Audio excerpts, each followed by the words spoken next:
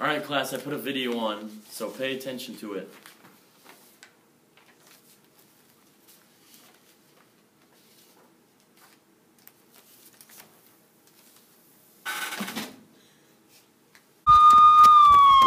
Where are we going?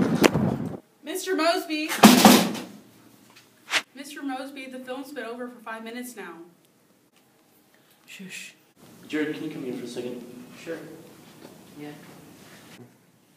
Now, I know you're a student that takes particular interest in the prohibition on caffeine, so I'm going to tell you a story that might enlighten your understanding of it. Now, my friend Steven was an illicit caffeine user and held an underground speakeasy. He was eventually caught by his best friend, who was an undercover agent, and she called the cops to his house. Now, Steven hid and escaped, and I don't know his whereabouts to this day, but his other two friends were caught and put in jail. Now, the government is going to try and tell you that caffeine is a horrific substance, but I'm here to tell you that it's not, and I hope you can go use that information in your life. So it's not going to kill you? No. Okay. Okay, thank you. Okay, students, today we have two agents from the FBI here to talk about the prohibition on caffeine. We have Agent Seaver and Agent Vladimir. It's Latimer, actually. Agent Latimer. So, if you could please give them your full attention. Hey guys, so we're here to talk about the prohibition of caffeine because caffeine is bad and if you drink it, you will die. Caffeine is the same as heroin. It gets you addicted. Then once you get addicted, you can't stop drinking it. And once you can't stop drinking it, you die. Thank you very much for letting us come talk to you about caffeine today. Caffeine is prohibited for many reasons. It causes heartburn, which is not good for anyone at all. It can cause dehydration, and we all know dehydration is absolutely horrible. It can cause heart disease. No one wants that. There's even been instances where caffeine has caused people to drop dead. Caffeine is very addictive, to the point where even 1 cup of coffee can make someone crave coffee daily. Like heroin, it releases dopamine in your brain. That feel-good substance. It makes you think, yeah, this is great, this is good, I'm happy. I need more of this. And would you rather be addicted to heroin, caffeine, or water and life? I think you'd rather be addicted to water and life. But what about stuff like chocolate? That's delicious, and it probably won't kill you unless you eat, like, a ton of it. Unless you're a dog. Chocolate is bad. It has caffeine, it has traces of caffeine, so it is bad.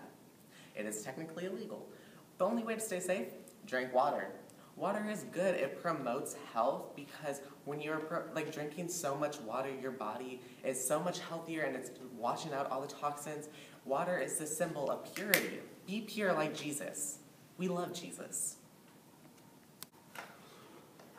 So, some reasons that caffeine is illegal because it has so many bad effects to you. One of them is, like, when you're drinking so much caffeine, you have auditory hallucinations. So, you may be hearing things that aren't really there. But if you're hearing police sirens, that's because it's illegal. So, how many of you have ever had a headache that's turned out to be a lot worse that might have ended up turning into a migraine? You did? Okay. So what do you think caused that? Do you have some sort of disease? Because sometimes that's a thing. But the more common side effect or cause of headaches and migraines is caffeine. Because when you have caffeine, when you start to drink it and you get addicted to it, and then whenever you don't have it for a good amount of time, then you start craving it and your head starts to hurt and you get migraines until you have it, and everyone's like, caffeine cures headaches. That's a lie. Flat out lie. Lies, lies, lies. Caffeine makes it worse.